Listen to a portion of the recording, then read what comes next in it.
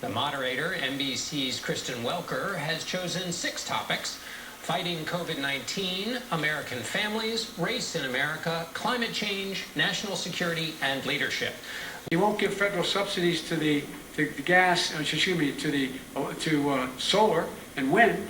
Yeah. Why are we giving it to oil industry? We actually do give it to solar and wind. We and have that's one maybe the final biggest question. statement in terms of business. That's the biggest statement. Okay. Because We have basically one what he's final saying question, is he is Mr. going to President. destroy the oil industry.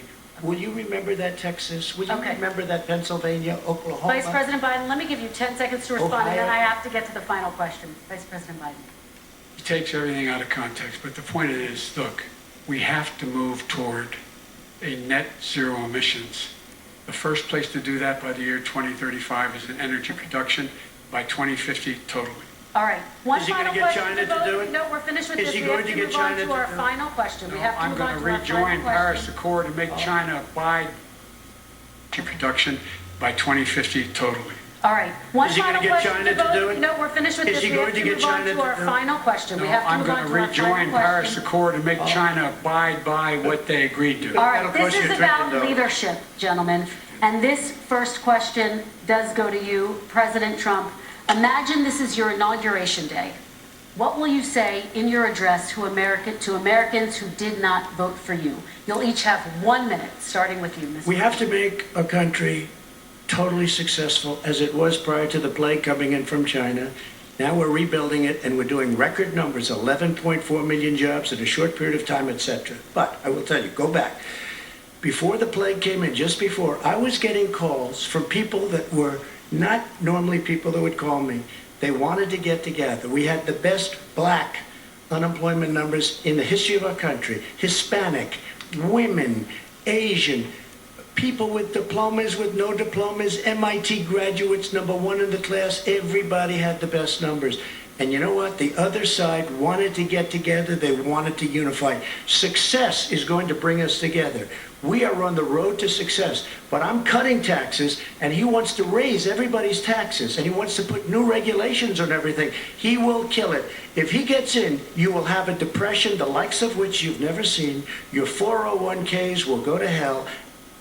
What will you say during your inaugural address to Americans who did not vote for you? I will say, I'm an American president.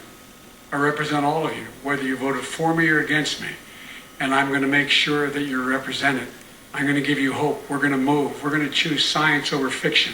We're going to choose hope over fear. We're going to choose to move forward because we have enormous opportunities to make things better. We can grow this economy.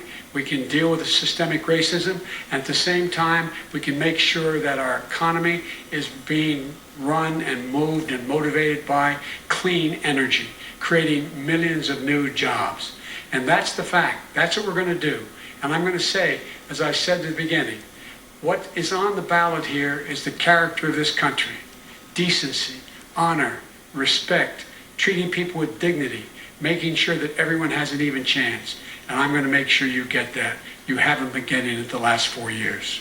All right, I want to thank you both for a very robust hour and a half, a fantastic debate. Really appreciate it. President Trump, former Vice President Joe Biden, thank you to Belmont University for hosting us tonight. And most importantly, thank you to those watching tonight. Election Day is November 3rd. Don't forget to vote. Thank you, everyone, and have a great night. Thank you. There you have it, second and final debate of this 2020 election. Donald Trump, Joe Biden, 2 white men in their 70s, 2 very different candidates. What we heard blows tonight. We heard them go after each other's character. We heard them go after their position on the issues. But at the same time, this was much closer to a real debate than what we saw the last time they were together a few weeks ago. They talked about climate. They talked about immigration. They covered foreign policy. They talked about China. They discussed race in America. They talked about health care.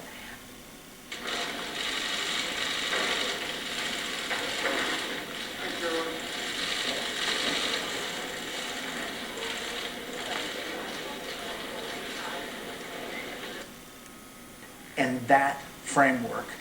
Pretty spirited, but got a lot of substance in it. Yeah, it was a very constructive evening. I think that Americans saw 96 minutes, I think it was, in the end, of a very spirited debate. The 2-minute the 2-minute response seemed to work well.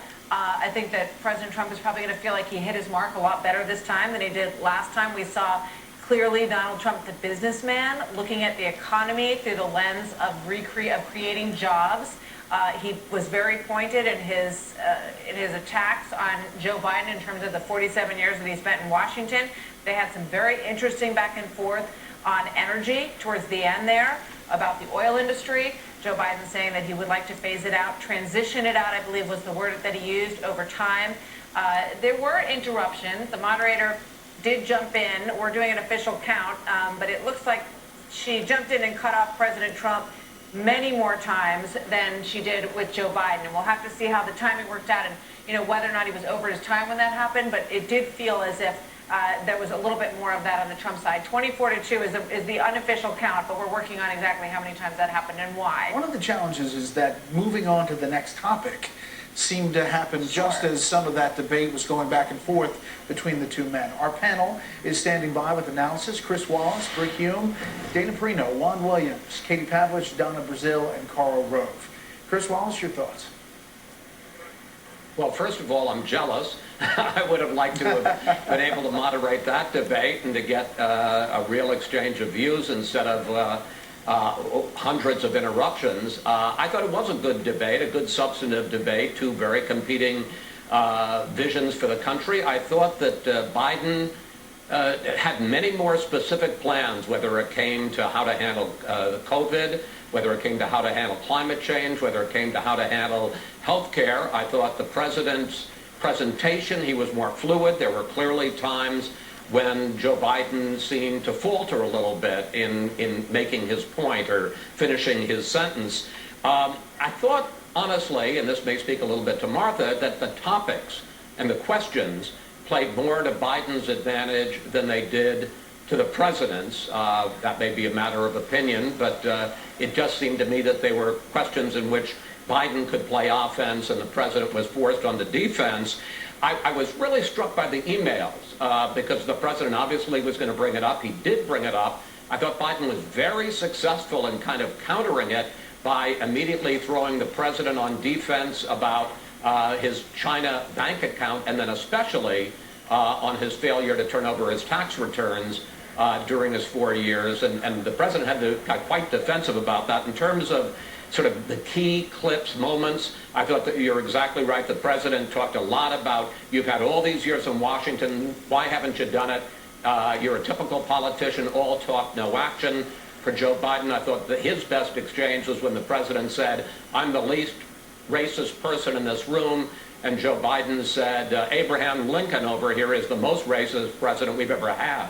And he's got a dog whistle as big as a foghorn. But as I say, I think a good substantive debate, and both sides will find plenty to use from this debate and build.